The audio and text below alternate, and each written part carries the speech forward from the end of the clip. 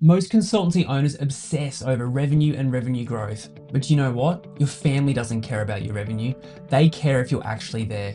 Missing dinners, kids' milestones, or time with your partner in the name of growth isn't success. It's failure in disguise. Hi, my name's Josh, and I spent 10 years as a director and shareholder of a 3 million engineering consultancy that we grew to 30 million across engineering, town planning, surveying, and architecture. And what I learned along the way is, money without presence with the people that you love is meaningless. So in today's episode, we're going to explore three things. One, why chasing growth without boundaries destroys both your family, your life, and your business. Two, how to redefine success so it includes the people who matter the most to you. And three, practical strategies my clients are using right now to grow their firms while still being present at home. So let's get into it. So team, the first thing I want to cover with you right now is this idea that growth at the expense of presence, and presence by what I mean by presence is, time connected with the people that are most important to you. So growth at the expense of presence is not success. And, we've worked with hundreds of business owners now, and I've seen some sad stuff in terms of like people coming to work with us because they're doing things or running their business in a way that it's starting to impact how things are happening at home. One of our clients the other day actually on a call, and it was incredible that he shared this, was like, you know, I and he said this openly to the whole group. When I'm on my deathbed, I'll look back on my life, and he's like, I won't have wished that I worked more. I'll have wished, well, he's not now because he's changing things, but I've wished that I've spent more time with the people that I love, doing the things that I love. And I think that's such an important reminder. Like, we get really caught up in this concept of growing for the sake of growing, revenue growth. And don't get me wrong, like, I'm here for that in terms of helping our clients build big, successful businesses. But I think, and what I want to cover today is we've got to make sure that we are balancing that with all the things that are happening in our personal life. Like, our lives as human beings are not just revenue, business, and that sort of stuff. We've got relationships, we've got health, we've got the things that we love to do ourselves outside of work and business. And I think, if we can, what I'm really passionate about is helping our clients and our members build businesses that run without them, or run with very little input, or run with them in the director's chair, but in a way that supports their lifestyle. So the first, I guess, big idea of this episode is like growth at the expense of presence is not success. These milestones that we're achieving and wanting to push for, they don't impress our family. Our family can see that we're excited about hitting a goal in the business, or see that we're excited about doing certain things in the business, but they don't feel that same level of excitement about getting to 3 million, to getting to 5 million, and all those sorts of things. They just want you to be present. So revenue milestones don't impress family, but absence leaves scars. So your kids and your wife and your husband and partner, all those sorts of things, will remember the times that you weren't there because you were working on weekends, working on Sunday, had to work late at the office and you couldn't pick them up from soccer and those kinds of things. So absence, I want you to think about that. Absence leaves scars. Like burnout and 80-hour weeks. They come from weak systems. They come from us not investing the time and effort into our business to have it run a certain way. Like, often we get stuck in, it has to all come through me. It has to all be about me unconsciously. It has to, like, I've got to be the main man or the main woman, and I've got to keep working. When in actual fact, if we actually stepped back, we could actually build a system for that. We could delegate that. We could get some help and support in for that piece. And all of a sudden, the 80-hour weeks that, kind of we're using as that sort of that trophy piece become 40-hour weeks or 30-hour weeks, and really manageable. All of a sudden, we've got all this time back for ourselves and our family. I also want to talk to you. I also want you to remember that you're building, well, I won't assume this, but most of the people that we work with are building a business to create freedom. They started their business, you started your business because you wanted to build a business that allows you the freedom and the flexibility to do the things that you wanted to do. You didn't just, leave big corporate to go into another really stressful job.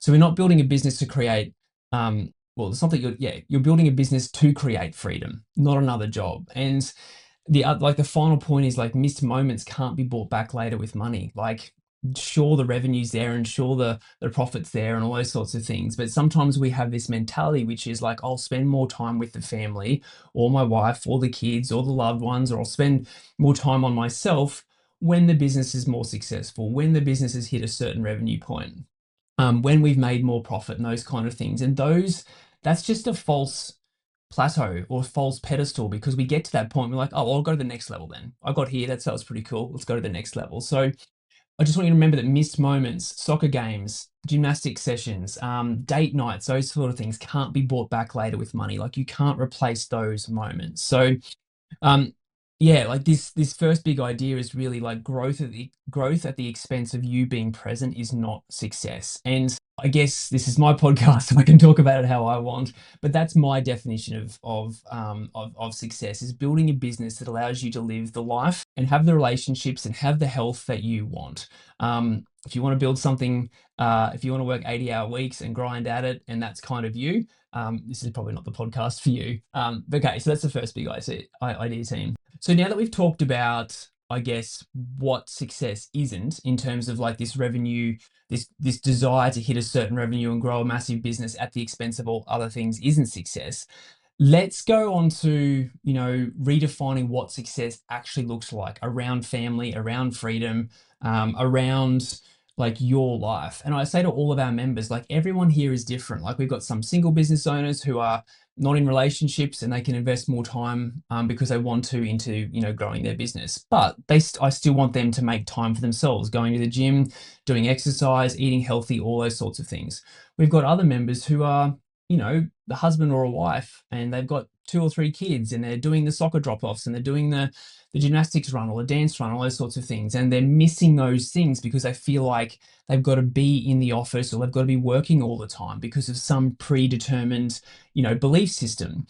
So the second thing I want to convey in today's episode is it's really important for you to stop and step back and go, well, what does success look like for me? What is intrinsically important to me around, myself, my family, my kids, my loved ones, my health, all those sorts of things. And what does that all look like? And then start to massage and build a business around that, as opposed to the other way around, building a business and then trying to fit in everything around that, trying to fit everything in around your business. Work out what success looks like for you, and then start to massage your weeks to fit in, all the things that you want to and need to do. And you might be sitting here listening to this going, oh, that's all well and good for you to say that, Josh. I've got to work 50 hours a week and I'm in a client's office and all those sorts of things. And it's like, well, that's all a choice. Everything that is happening to you in life is a choice. Sorry, that's unfair. Some things that happen to us in life are not a choice, but the things that we choose, like working in a client's office, the types of clients that we work with, the things we say yes to, the things that we say no to, they're all a choice. And you can choose different. Sometimes just that different choice is scary, right? And sometimes it's like, oh, what will people think of me? What will people say if I start to, knock off work or finish up at 3 o'clock every afternoon because I've got to pick my daughter up from the bus, or I want to take some time off and go to the gym, or I want to structure my days.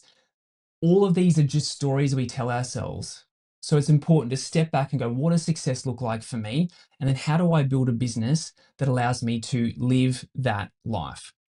A lot of the times we're like, oh, I'll do all those things later when the business is more successful and all those sorts of things. And sometimes that later date never comes. So it's important to choose that now and start to live that. So like success for you might be, hitting good, profitable, running a really profitable business, but also being home for dinner. Success for you might be, I'd rather build like a 5 million per year business at 30% margins instead of like, trying to grow to 10 million at 10% margins and always being on the treadmill. Owner freedom is a KPI. Like, if you can't step away, you don't own a business, you own a job. So if you don't have the freedom and flexibility to choose and to step away for all the reasons we've just talked about, all the stories that you tell yourself, you don't own a business. Unfortunately, you've got a really, really stressful job where you're the main person. And I want you to think about too, when you're doing this exercise, like, think about your legacy. Think about how you want to show up in this world. And if you do have kids, or if you do have people around you who you love and who are watching you, what's your legacy that you want to leave behind? I guarantee it's not, oh, wow, they hit instead of hitting 8 million, they hit 10 million, or instead of 12, they hit 15. It's, it's the relationships that you nurtured along the way. It's the people that you spend time with. It's the person that you embody and model to those people that, runs a successful consultancy, makes good profit, but also is, home in time for dinner, also makes the time to go to the gym 5 times a week, makes the time to take their kids to soccer or to dance practice and all those sorts of things. Like, think about the person, the legacy that you want to leave behind, and the person that you want to be known for, and use that as your guiding light to balance business, personal, and health and all those other things. All right, the third thing that I want to talk to you about today, team, is how do we make this happen? Like, how do we actually bring all this together? We've talked about, like, chasing revenue and all that sort of stuff is not really a measure of success. It's one measure of success, but it's not the whole piece. We've talked about legacy and like time with loved ones and family, with yourself, you can't get back. And even if you make heaps of money, you still can't buy that stuff back. How do we actually put this into action? Like, how do we actually build a business that works without you? So there's a few things that I want to cover here. One, if you're early on in your journey, yes, you're wearing lots of the hats. And so it's about you going, okay, well, this is a long game, and I'm going to slowly but surely build up the workload, the testimonials from clients, the case studies, start to build up the revenue. I'm going to start to hire staff, put key people in key places. And it's a long game in terms of you going, this is my vision for my business, and I'm going to slowly but surely play the long game and extract myself from these pieces as I go. And that's no different if you're a single business owner all the way through to someone running an 8 million per year business. There are things that you are doing now that in 12 months time, 24 months time, 36 months time, you won't be doing and shouldn't be doing. So what's that vision, and how do you start to think longer term in terms of slowly but surely putting people and systems and those sorts of things in place so you can extract yourselves from those elements of the business and focus on the higher picture. And as you pull yourself out of the business, that means you build out more free time. But it doesn't mean that you have to grind it out for 60, 80-hour weeks for 3 to 5 years before you can take time off. That's not what I'm about at all. I want you to be building a business that, even if you're the single business owner, you can set it up well, where you have conversations with clients, you bring projects forward, you massage things, you maybe bring in a contractor to take things over while you go away on a longer holiday, as an example. It is all possible. You just have to be willing to believe it is possible. So things like, systems. So systems is like one of those things that we talk about so much in Boardroom. People think they're boring, but they are honestly the backbone of any well-run business. So systems in place where team can go, instead of coming to you all the time, hey, how do I do this? How do I do this? What do I do here? It's like, go to the business playbook, go to that system, read the thing. It's all documented there. So put systems in place so that you're not the bottleneck. Hire and train really good staff that can deliver without you, without constant oversight. I think sometimes, like this hiring thing, the market's changing. There used to be this talent shortage. There are really good candidates coming on the market now and have been for some time. A lot of our members are snapping up really, really good 2ICs, senior engineers, those sorts of things that are going to help them grow their business to that next level. So find high performers, find good people and invest in them, hire and train them, and don't micromanage them. Hire people who are smarter than you in certain things and get out of their way and let them do things. Like this need to be constantly managing staff and team comes from this place of people can't do it as good as me, low self-worth. What's going to happen if there's someone in the business that's better at X than me? We've got to get out of our way with all of that sort of stuff and hire and train good performers that can deliver without our constant oversight. Protect your calendar. One of the first things that we do with our Boardroom members when they first come and join us is we look at their ideal week and freeing up one day out of their week. So freeing up a day out of the week is exactly what it sounds like, where we help them free up a day out of their week of technical time to focus on big picture strategic time. And then we help them map out their ideal week, which is essentially from Monday to Friday. What would your ideal week be? Mondays might be team meetings. You break it up into morning and afternoon, or however you want to break up your ideal week. And it's broken up into strategic time, project work time, deep thinking time, gym time, walking time. Like, you've got to design your ideal week that includes the family time and the bus pickup from 3 to 4 and all those sorts of things. And you protect your calendar ferociously because that is your ideal week. So design out your ideal week, comms it to the team, let them know that you're available for these certain things here and these certain things there, and protect it as much as you possibly can. Other things to think about: clients. Stop choosing C and D grade clients. Stop saying yes to work with C and D grade clients who haggle you on fees, are awful to work with, who want everything from you but give nothing in return. Start to really work on upgrading your clients to, A grade clients. If you've got a few B grades, let's try and elevate them to A grade. So A grade clients are people who pay you good fees, are a pleasure to work with. They respect when you want to take a bit of time off. They're happy to work with you in terms of managing calendars and deadlines and that sort of stuff. Really focus on upgrading your client base to a good base of A grade clients, and it makes your life so much easier when it comes to taking time off, being more flexible, and having that time on your calendar to focus on the things that you want to and need to. And the last thing that I'll say is, in terms of like working on building a business that runs without you or works without you needing to be there all the time, is this whole long game versus short game.